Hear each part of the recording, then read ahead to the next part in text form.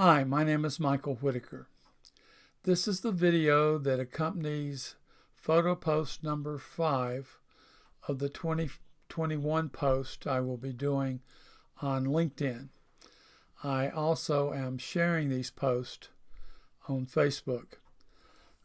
Let me give you a quick recap about the purpose of these posts.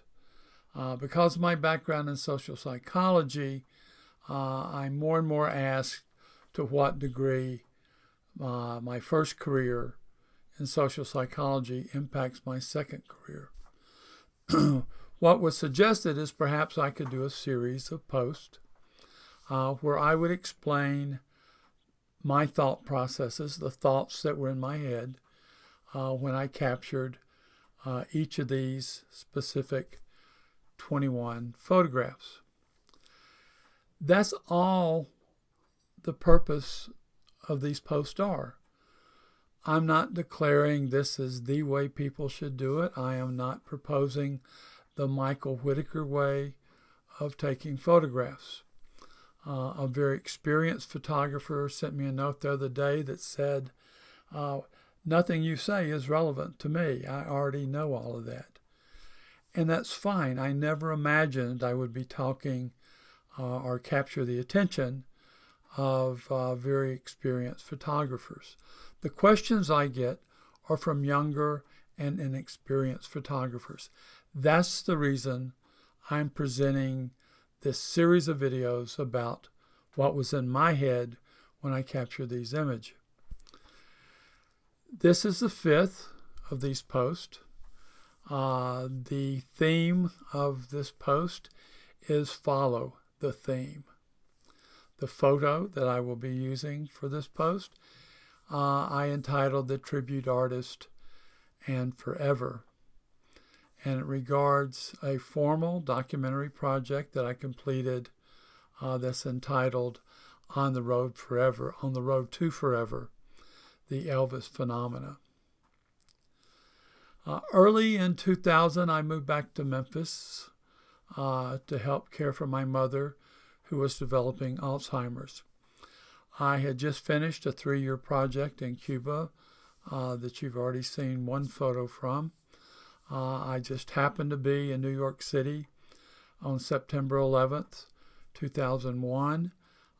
So I created a small project that day about my reaction to very specific issues. Thus, I was back in Memphis. I had just done 2 very emotionally powered projects, and I was looking for another project. But I couldn't travel far because I was one of my mother's caregivers. My wife asked me one day if I was aware that 2002 marked the 25th anniversary of the death of Elvis Presley. I was not aware of that. We explored what some of the options might be, what kind of activities there would be, and I decided that I would do a project about Elvis fans, not about Elvis, about Elvis fans. In the beginning, I was not real enthusiastic about this project. I had never been a huge Elvis fan, and as a resident of Memphis, I had had a lot of encounters, so to speak, or issues with both Elvis and Elvis fans. From 1977 to 1985, I ran 3 national projects in Memphis. They were very high visibility. The ABC World News Tonight did a 5-day segment on one of my programs there in Memphis, and we got a lot of attention. As a result, from 1977 to 1985, we had numerous visitors from all over America and even from a couple of other countries. So there just about was somebody in Memphis visiting my programs during those years, almost without exception. Everyone who came to visit Memphis wanted to know if I would take them to visit Graceland. Consequently, I have been to Graceland over 30 times. After a while, it's sort of the luster, so to speak, wears off. So when my wife suggested we do a project about Elvis, I wasn't very enthusiastic. But I explored it, and I decided that if I'm going to do this project, and this project will take me to different Elvis festivals, that I need to get the approval of Elvis Presley Enterprises. I don't know how they are now, but back then they had control and say over anything that was related to Elvis. So I contacted Elvis Presley Enterprises, said I would like to do a documentary photo project about Elvis fans. Their response was, anything you do has to be related to a specific written project. During my first career, I ran 17 of my own projects and helped design and implement 35 projects for other agencies. So I had experience writing 52 projects. So I thought, no problem. So I used basically the same process that I used during my first career, but with photo projects, I put more emphasis on the theme of the project. A theme is really nothing more than the dominant idea that should be evident in every photo and all aspects of the project. So I reworked the process that I had used for 25 years and put more focus on the theme. I wrote the project and I submitted it to Elvis Presley Enterprises, and obviously they approved it because I'm going to show you a photograph from it. But the theme was the title of the project. The title of the project was On the Road to Forever, the Elvis Phenomenon. The phenomenon to me was the fact that there were Elvis fans who were old enough to have been teenagers or older adolescents when Elvis was launched onto the international scene in 1956. Lots of those people were still around, and they were very big participants in Elvis-related activities. But also with the research I'd done, there were also a lot of young fans who had not even been born when Elvis died in 1977. Thus, it seemed to me, and I was very serious when I said this, I said to one of the people at Elvis Presley Enterprises, man, this Elvis thing's going to go on forever. You know, there appear to be new, dedicated Elvis fans with each new generation. So that's the reason I entitled the project On the Road to Forever. I wanted to catch images that reflected that from people that were 20 years older than I at the time and people who were 30 years younger than I at the time were adamant Elvis fans. And I interacted with hundreds, maybe thousands of Elvis fans during the 2-year period of this project. With that theme in mind, On the Road to Forever, I always was sort of looking for images that would reflect that theme.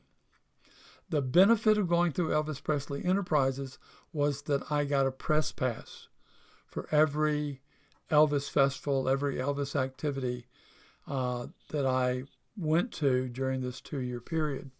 So once I had the press pass, I could get in and go places. I would always run into people when they saw my camera that would go, take my picture. And I would just go, no, I'm a documentary photographer. I don't take pose pictures. In 2002, when I captured this photograph, I was in Tupelo, Mississippi, which was the birthplace of Elvis, at the Tupelo Elvis Festival. At this particular moment of this photograph, with my press pass, I was really close to the performer, whose name is Travis Ledoyte. Sorry about that. was Travis Ledoyte. He's actually, after you go to enough of these performances, I develop favorites. And Travis Ledoyte was one of my favorites. So I was relatively close to Travis. And again, the themes in my mind on the road to forever. And suddenly this little boy sticks his hand through the barrier and reaches up. And when Travis sees it, he reaches down and takes the little boy's hand as if he's shaking it. The lights went off in my head. This is representative. This is the epitome of On the Road to Forever. So I quickly raised my camera, and I was able to expose 2 frames of films before Ledoyte let go of his hand.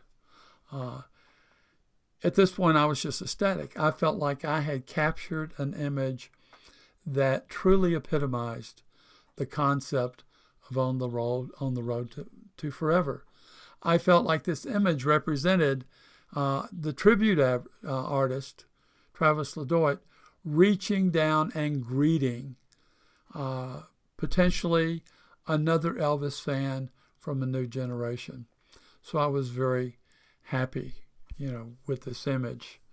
The image has actually been shown several times. I had a solo show in Memphis a couple of years after the image was completed.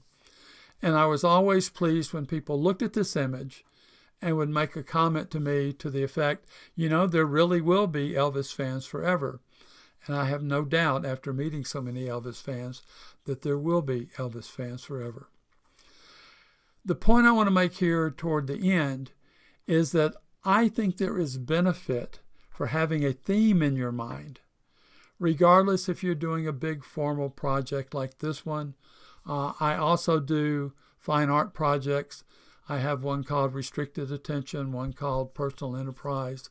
And with all of those projects, I have a theme in mind. When I'm out there looking around, I'm looking for images that reflect that theme.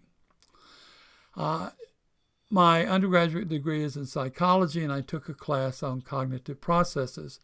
During that class, we had to go out and sit in places like the bus station in Memphis, Tennessee, the Greyhound bus station, and watch people and imagine what they're thinking and what's going on. Thus, I have a lot of experience observing behavior. I trained how to observe behavior to other people for 25 years. So almost immediately out of college, I had this concept that photographs should have a theme, even though I was not a professional photographer at that point. So when I took pictures of my family, even while I was just out of college, I always thought about, what could the theme of these photos be? I'll give you one quick example. In 1973, on January 14th, we took our daughter, who was 10 months old at the time, to Disney World. We chose to go to Disney World on that date because the Miami Dolphins were playing in the Super Bowl for the second straight year in a row. So I figured that if I go to Disney World on Super Bowl Sunday, we lived in Florida at the time, I will be able to take pictures without a huge crowd. And I was right.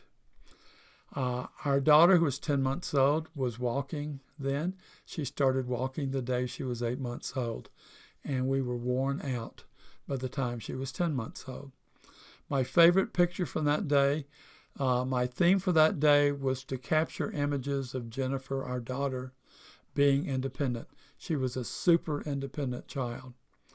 My favorite image is of Jennifer at 10 months walking down Main Street in Disney World towards Cinderella's castle.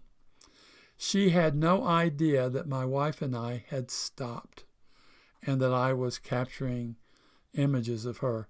She just kept walking. And I finally had to run and catch up to her and say, wait a minute, you need to stay with us.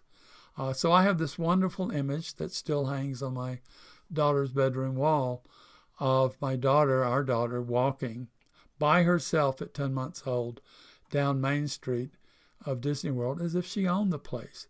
I had a theme that day.